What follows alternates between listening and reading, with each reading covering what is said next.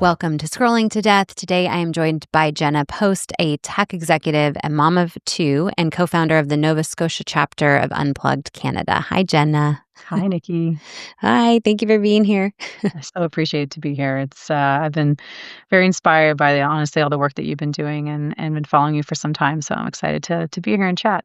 Thank you. That is so nice. And, there's a lot of Canadian parents, particularly moms, who are concerned about this issue and wanting change. And, we've made some progress here in the US, and I don't believe that the same progress has been made in Canada. And we'll get to all that and how parents can kind of speak up for what our values are. Let's go back a little bit. You have nearly 2 decades in the tech industry specifically. Can you tell me a little bit more about that journey? Yeah, so I started my career at Blackberry, arguably building one of the first smartphones. That was quite an interesting journey to be a part of a Canadian company kind of blazing that trail, and then ultimately saw the impact as things like the iPhone came out into that company. But I spent 10 years as well working with social media, building applications to flag and remove harmful content.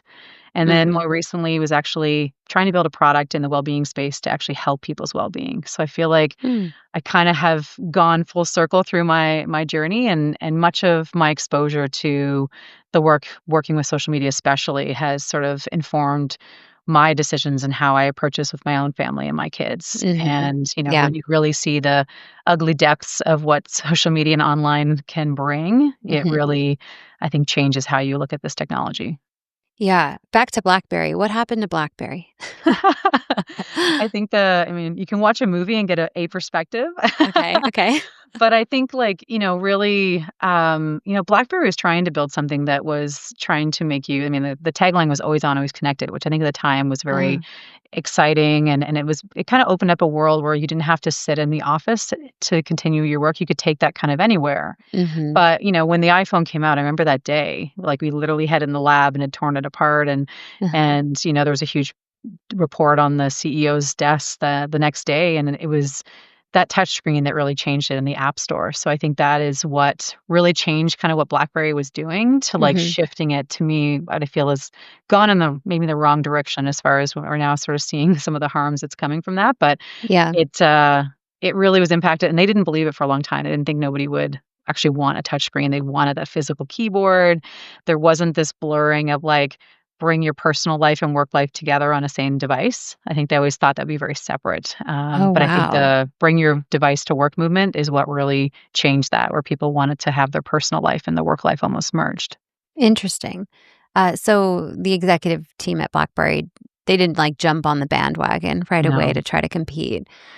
Yeah, And there so was a lot of they, resistance at first, for sure. okay. And then unfortunately, I think by the time they started to move in that direction, it was almost too late. And Yeah. the shift had already happened towards moving towards iPhones. And they did, such a different approach as far as their marketing was very much to the user as opposed to the business user. And I think that's again where it just infiltrated into the market much wider. I kind of love, though, having a work phone only be a work phone. Yeah. Can we get back to that? I know.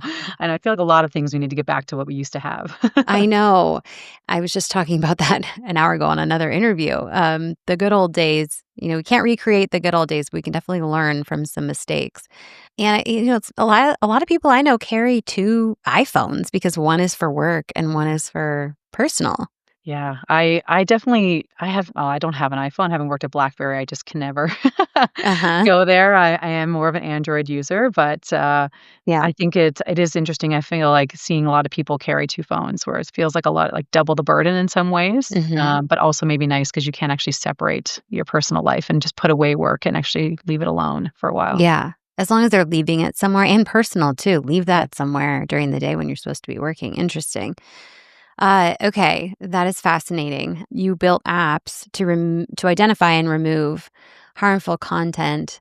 And I always think about there is so much harmful content on social media, Yeah. yet the technology exists to identify and remove it, correct? Absolutely. Yeah. Yeah, basically, one of the companies I worked for, we were doing it for the marketing kind of user. So it was about big brands that wanted to make sure that their Facebook pages, their Instagram pages were clean of inappropriate comments or Mhm. content that could be posted there. And that was almost 10 years ago. I was working on products like that using AI to identify it and flag it. And that was Mhm. when there was moderation on those platforms. And yet there was so much that would still get through.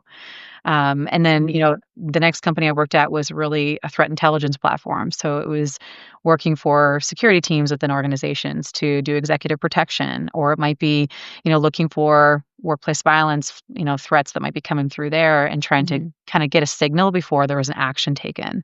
And again, that was across looking at deep and dark web, all these platforms that now I'm hearing many of them kids are on, which is just shocking. I Mhm. think of things like Discord. Yeah. And, the technology absolutely exists. They're just choosing not to do it and not to put the investment in it. Why do you think that is? I mean, they're driven to go for profits, and you get profit from engagement. And Mhm. unfortunately, some of that content just gets high engagement. It's again, these algorithms are just doing what they're designed to do. They're feeding Mhm. people what they think they want, and unfortunately, it's content that gets high engagement is usually the worst kind of content. And Mhm. and so that's really it. All the tools are there. They just are not driven to do it because they're driven to drive profits and drive engagement. So disappointing that they Mhm. wouldn't make the choice that's safe for children. We'll get into laws that need to be passed to force them to. But you mentioned Discord in kind of referencing also dark web platforms. Were Yeah. you saying that Discord is similar to or is a dark web platform? Not dark web necessarily, but Okay. I'd say it's just not your typical, social media type of platform. Like, it Okay. is where there's a lot more nefarious Hmm. folks, doing either deals on there or doing just, unfortunately inappropriate grooming of children Yeah. and many times illegal transactions. So it's just one of those things that I always find shocking when I hear more and more kids are using that as a tool because it's kind of on the fringe of those platforms that aren't really not a place for children. Okay, so Discord, for parents who don't know, is a messaging communication platform that kids use while they're gaming. I'm not sure why they don't just use I guess some games don't have chat included, but why does this I've always been like, why does this other platform exist? I guess so you chat with kids who are playing, like, different games? Like, do you have an understanding of how that I'm works? not sure honestly why. I truly feel like it probably came from adults coercing kids over there, and that's Oh, what kinda wow. got more people over there, right? Yeah. Because I can't understand any reason why that would have been a place the kids would have initially chosen to go to chat. Mhm. Like, it Yeah. just there's so many other alternatives out there that are way more well known too. Mhm. So it's hard to say, but I don't have an exact answer, but I have a speculation. Yeah, I mean, I just reported on a 10-year-old who was kidnapped and Discord was involved and Roblox was involved, and so parents, keep that chat off, I would say, as long as possible. Keep your child playing offline if they play games at all for as long as possible.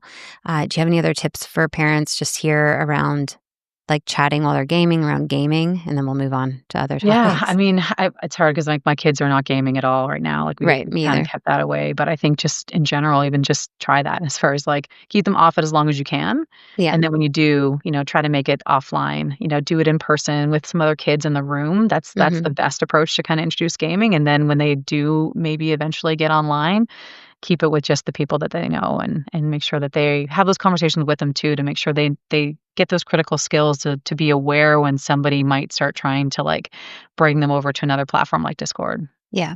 Yeah, teaching them the signs of Yeah. something like grooming. One of those is moving the kid to another platform. If you don't tell your child that that is a sign of something that's unsafe, they may not know. Like, kids don't understand what's right and Yeah, wrong until they're faced with it or you tell them about it.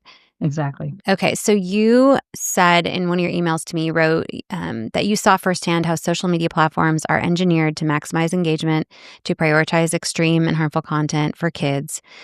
So you saw this from the inside, and this has informed. You mentioned how you approach technology with your two children.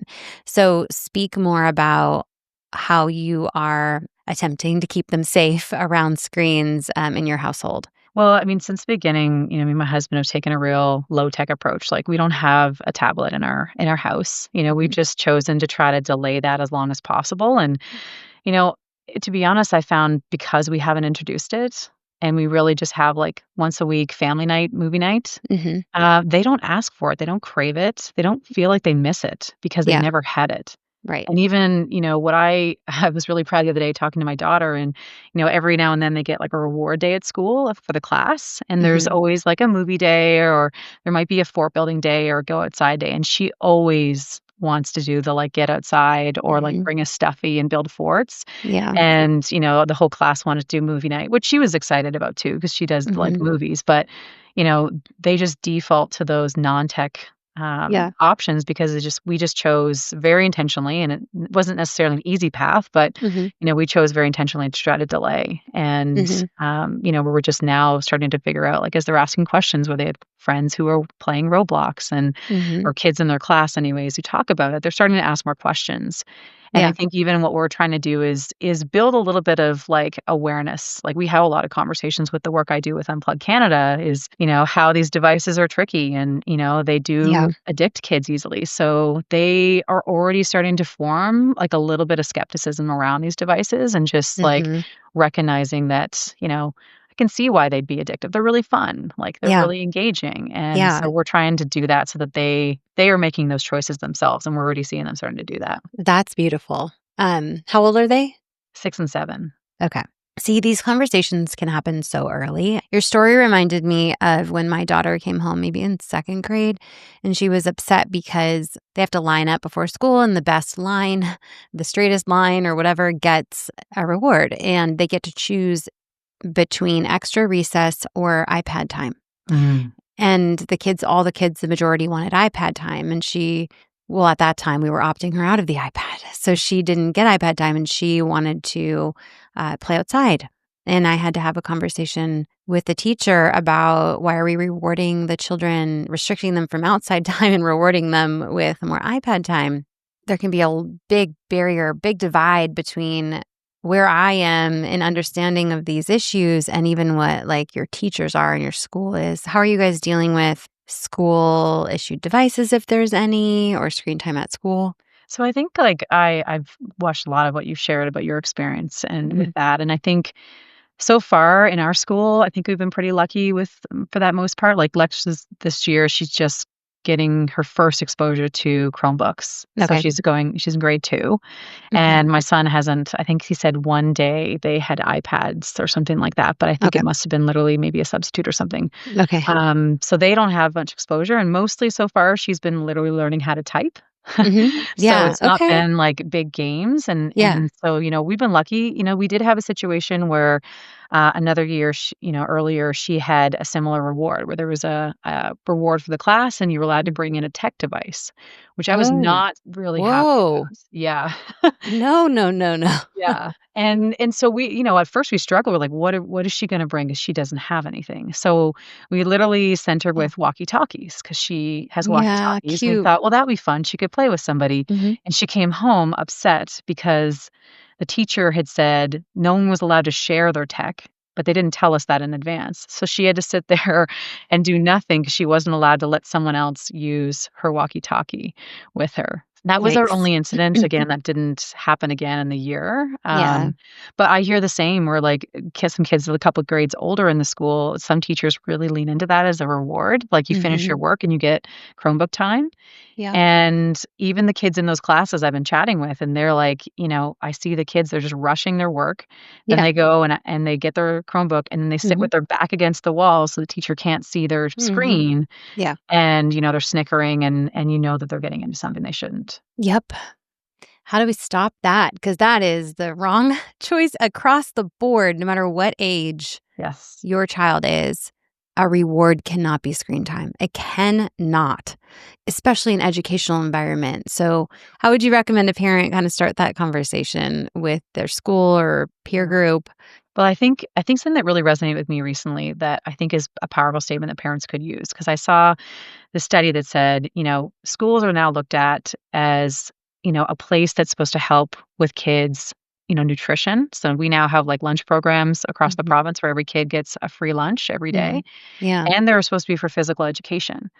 And so when you think of screen time, schools need to be Mhm. making sure that kids aren't getting too much screen time. There's Yeah. a lot more recommendations that are shrinking now as far as how many hours a day a kid should have it. Mhm. And I think that to me is what I just read that recently, and I think that's a powerful statement that I actually just recently sent to my, Department of Education that I'm having some conversations with kind of about this in our province. Mhm.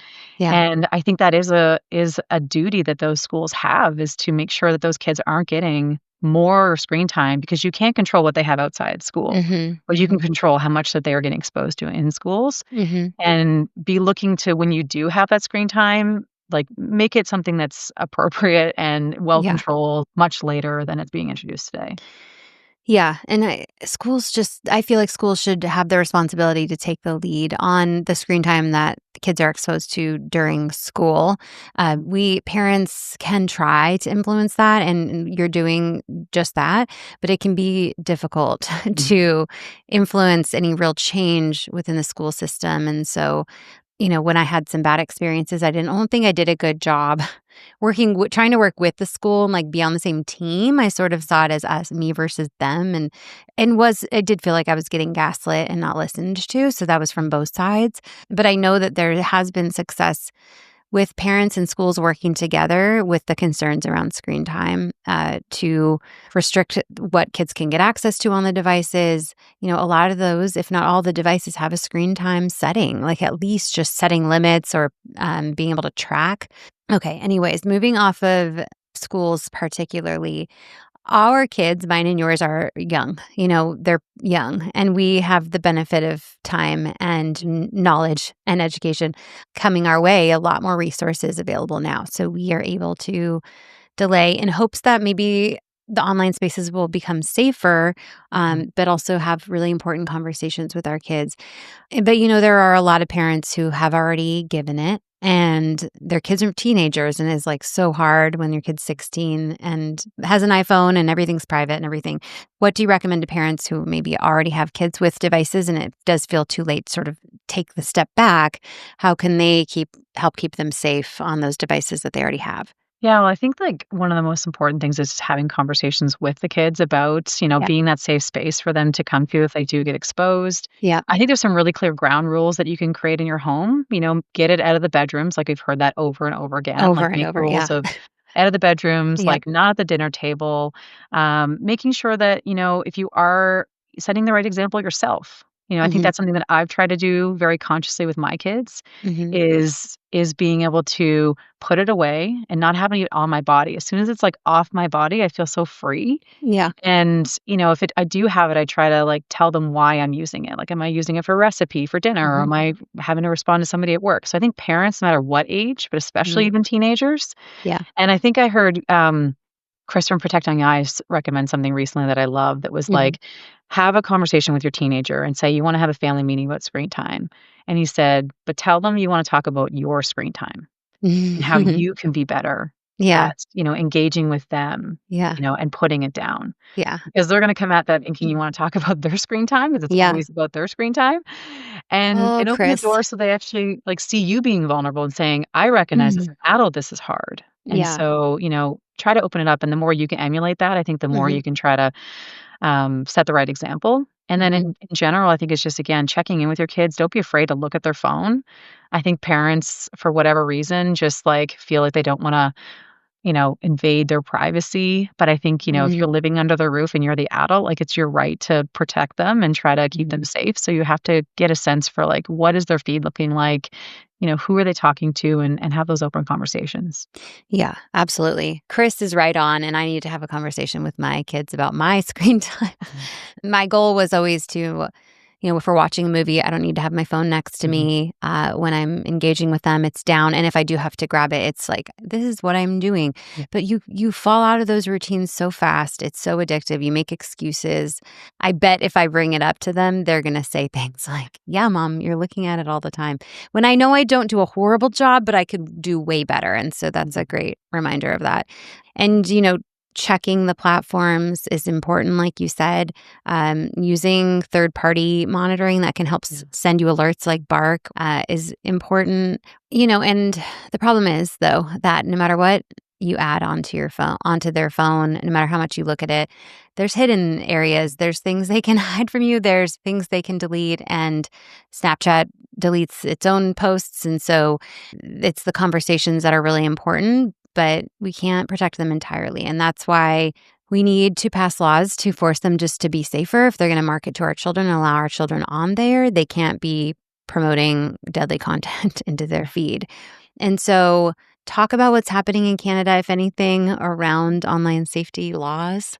Yeah, so that's one thing that Unplugged Canada is trying to step in a little bit more. So yes, we've got like the pledge to delay until 14 that we're trying to reach parents, but we're trying to now step a little bit further and say, let's show that the government, that Canadians want change in this space. Mhm, And so we recently launched a call to action to try to put a voice behind it across Canada of things like raising the age of social media to 16, similar to mhm. Australia and other Yep. other places around the world. Mhm. Putting in better age verification for not only social media but other inappropriate sites. Yep. But most importantly is that public awareness campaign, like I think very similarly to the MAD campaigns we had growing up, where Mhm, when I was in high school, they brought a car wreckage and they had actors do a very gory scene of what mhm. can happen if you drink and drive. We need those similar kind of campaigns and awareness on the impacts of social media and smartphones. Yep. So we're trying to push for that, but there was a bill that was tabled a year ago, and it was called the Canadian Online Harms Bill, C-63. Mm. Unfortunately, in the new year, when the government dissolved right before our election, that kind of died. Mhm. And it was meant to be quite a comprehensive bill. So it was meant to protect against cyberbullying, CSAM, revenge porn, any extreme and hateful content, and then Mhm. also hold the big tech accountable to protect children Wow, good. and to Yeah. actually remove making the content that's inappropriate inaccessible, and Mhm. then also amend the criminal code. So I think what Wow. I've heard most recently is I think they need to break that up a little bit. It's almost like Maybe. too much in one bill. Yeah. So they are breaking that up and it's supposed to hopefully get retabled. But I think, most recently the conversations obviously at the government level has been a bit focused on the US Canadian relationship at the moment. Mhm. Um, Sure. with some of that, but we've been trying to advocate that like we can't forget about our kids. They are the future economy. They are the future workforce. They are our future. Mhm. And we need to start putting this bill back on the table and get some of Mhm. these other laws because the rest of the world feels like they're moving ahead and tabling these kind of things and pushing them through. And Mhm. Canada right now has nothing that's gone through. I'm so sorry. Like, and all of it needs to be addressed and happening at the same time. But that is a complicated bill, an intricate bill. It covers a lot. Like right now, actually today, currently as we speak, the Take It Down Act is being signed here in the Mm, US, which does address the non-consensual intimate imagery, aka like revenge porn, and also deep fakes like AI nude imagery. But then we have a separate bill, COSA, that forces them to not push harmful content to children in the algorithm and not be so addictive for them. So maybe separating will be helpful. Look, we're finally seeing some progress in getting things signed here this year after years of working at it. But that's always good for something to pass here and start yeah. getting implemented. And you guys can, and other countries can duplicate the process. I know, like you mentioned, Australia banning social media under 16. We want that here. Mhm. Parents want that here because if it was harder for kids to sign up, then we could protect our kids much more easily.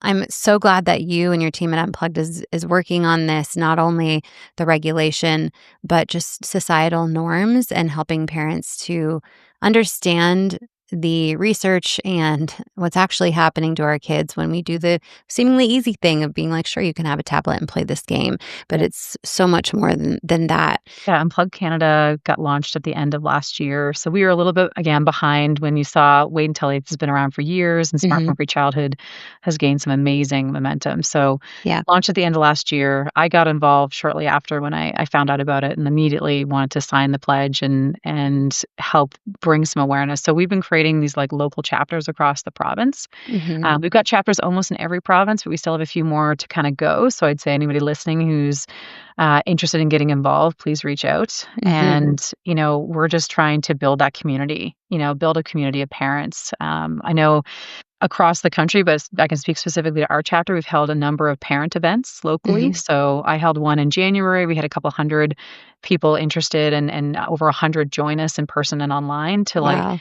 learn a lot about kind of a lot of information from the anxious generation and then Mhm. some tools and some resources for parents. We're trying to give them not just the awareness, but how they can navigate this with their kids and then know that there's a growing community of parents who are looking for this change. Yep. And so, we've got a few other ones coming up. We actually have a really interesting one coming up soon that actually looks at the from a neurodiverse perspective. So how do these Mm. devices actually affect neurodiverse brains? Mhm. Because one of the moms who kind of co-founded this, their child is neurodiverse, and she's really, really passionate about this and raising more awareness on the impact it's having on those kids. Okay. That is an interesting conversation because I've heard parents say, "My kid needs that device. It's the only thing that keeps him calm," or Yeah. whatever the case. And when the truth is, doctors say that it's making it worse. And so I'm sure every kid's situation is slightly different. And but that is an interesting conversation to be had. And what's the best spot for listeners to connect with Unplugged? So you can go to unpluggedcanada.com. Okay, We've got the pledge there. So again, the pledge great. is there to build that community of delaying until at least 14.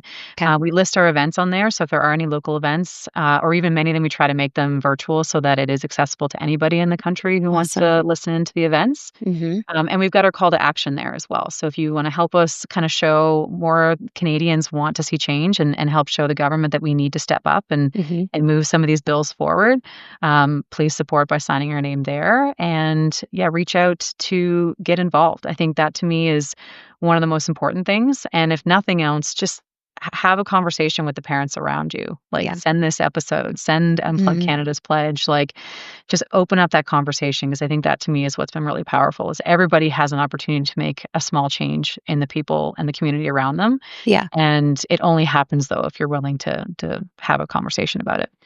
And it makes a difference. Parents, a lot of times will be like, what can I do to support? And it's having those conversations. Sometimes there's big things you can do, like call your senator Yeah. here in the US, and tell them to pass COSA. And those things will come your way too. But a lot of times it's just having that conversation with a friend for their birthday, buying them The Anxious Generation if they haven't read it yet, and making it seem possible and doable to not give tablets, to talk to your school about your worries about screen time. Like these are things that seem scary for some reason or seem not doable, but they are doable and we can do it together is the key, collective action. So thank you so much for bringing the conversation to Canada, to being loud about it and creating a space for parents to come and share stories and join this movement. And so I'll include links in the episode notes and we'll stay connected and keep me updated on how things are going. And fingers crossed for some legislation this year on both sides of the border. I hope so, and congrats again for at least today's that went through officially, so that's Thank exciting. you. Yeah, trying to celebrate and not be like, we need more. Yeah. Thanks, Jenna. Thanks so much, Nikki.